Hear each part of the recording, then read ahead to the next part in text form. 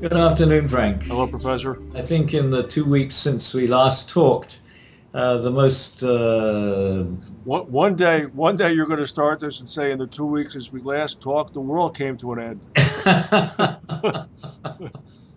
but we're still here. Yeah, that's going to be the funny part of it. No, the most what shall I say? The what's happened that is most related directly to globalization, I think, is the Zika virus, Yes. which seems to be spreading really in a way that is very a big concern, not only for local people in Brazil, but it's now spreading way up into Central America. And Brazil has to do something about it before the Olympic Games in the summer. Oh, well, if we're still talking about this in the summer, we're going to be talking about a lot more than just Brazil. President Obama was briefed on this on Tuesday. Uh-huh. The World Health Organization today declared it a potentially explosive situation for the Americas. There are apparently 200 million people in the United States alone who are expected to be at risk for this once the warm weather comes in the early spring, and it could be an unbelievable pandemic. Well, from what I just read, trying to find out exactly what the risk was, it sounded as though the problem is to make sure that people who are infected don't enter the country. But then, of course, it's possible that they've already entered the country, and it may be difficult to do anything about it. And the symptoms for the infected adult are not that different from the symptoms of other problems. Hmm. Is the disease communicable from person to person, or is it only mosquito-borne? I've only seen accounts of it being you can only be infected by a mosquito bite, as far as I've Okay. seen. And it's the mosquito bites one person who's infected and then goes off and infects another person by biting them. Hmm. So we've got to solve it before the mosquito season starts. Yes. Yes, it potentially could be a very big problem because it's. I mean, I hate to say this; it's going to sound very crass and callous, but it's exactly the right type of pandemic to sort of come in under the radar. A, it's not fatal like Ebola was. B, birth defects. Yes, I mean, people who are pregnant or expecting to have children are horrified at that.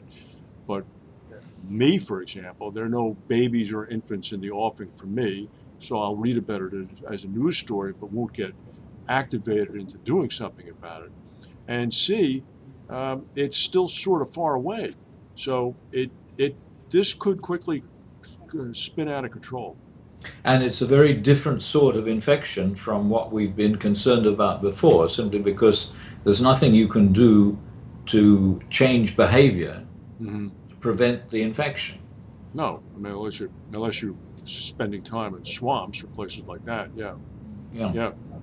One of the things I read, the Centers for Disease Control came out with some remarks yesterday, in which they were tabulating the 200 million Americans who might be at risk, and they were talking about people who possess the following characteristics: lack of air conditioning, lack of screens on windows, or proximity to known mosquito-infested areas.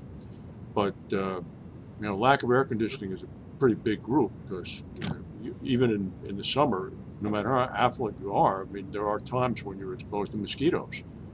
Yeah. So, You've only got to walk out of your house. correct, Uh, correct. So this is something that needs to be watched carefully, and if it continues to expand at the rate it's expanding at, by the time the summer comes, I think Brazil is going to be in a tough spot. well, and it's going to be extremely difficult, if not impossible, to defend our borders, I think, because I don't see how it would be possible to be sure whether anybody's infected or not before they come in. Well, I'm sure you remember the California medfly. Uh-huh. Do you remember that? Maybe, God, that was probably 20, 25 years ago. The California medfly was apparently capable of coming across the border into California. It had no lethality or illness effects on humans whatsoever, but it wreaked carnage amongst produce, and which is a big thing in California. And California went through to drastic measures. I think it was Governor Brown in his first incarnation as the governor that was involved in that. So, I mean, once this manifests itself, people are going to respond. It's a funny thing because when you put it in contrast, or I should overlay it to what's going on in the political arena now, with people talking about building walls across the border. I mean, now all of a sudden, it's a strange sequence of things to be happening at the same time. Let's put it like that. But it's interesting that globalization, as it progresses, produces new problems.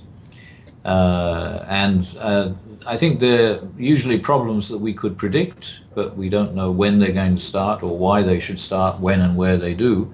So the spread of the Zika virus is a surprise to us. And also what's been going on in Europe is a surprise to us, which really took everybody by surprise when it started, which is over a year ago now. And it's only just recently that several countries have decided that they're going to have to do something very, what should I say? Drastic. Change their policies. I just read that Sweden is now considering deporting up to 80,000 refugees. That's correct. And what's really quite surprising is that there's a lot of, it's not just the gender problem, which is what gets most of the headlines, but also a lot of crime. Mm-hmm.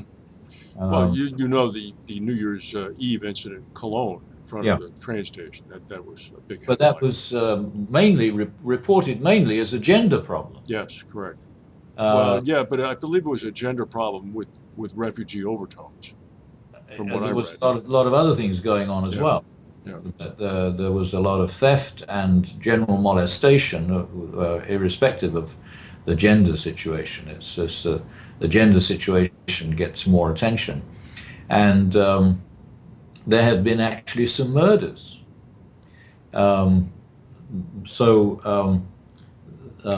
This is something that nobody quite knows what to do about. And they're talking about actually preventing the influx of refugees. Of course, Greece has to bear the brunt of it and is not the best candidate for that sort of responsibility. I mean, neither Turkey nor Greece are very well organized to control the flow of refugees or select them. Mm-hmm. But I see England, which is at the far end of Europe from where they're coming from, has just announced that they're going to accept children, a certain number of children. They didn't say how many. And of course there's nothing about the policy discussion that led to that decision, mm-hmm. which would be interesting to know more about.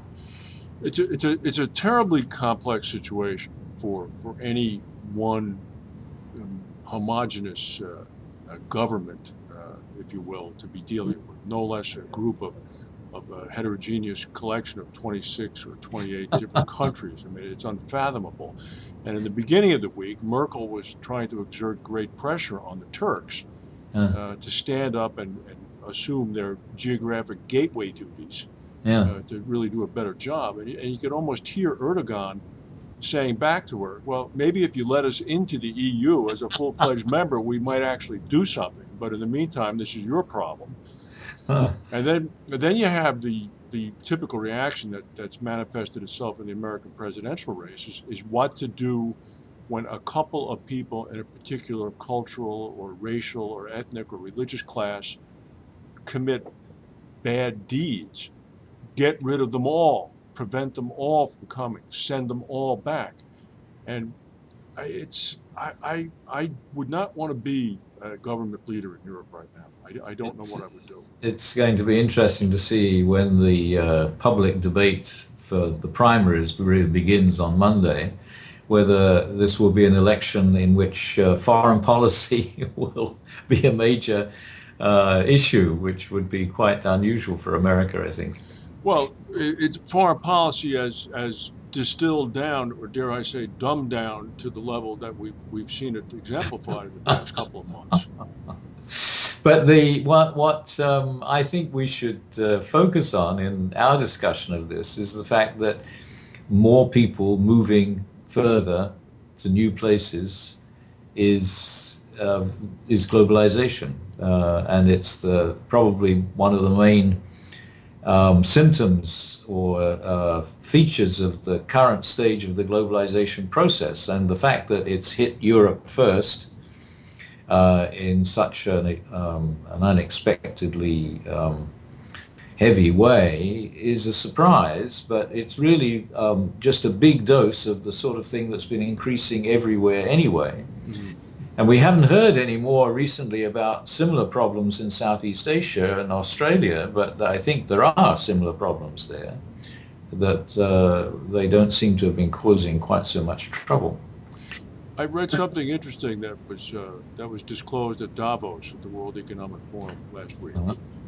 Um, Zurich Insurance Company, which is one of the big insurers globally, participated in an annual global risk assessment review, and they identified one of the primary drivers of the current unrest in Syria.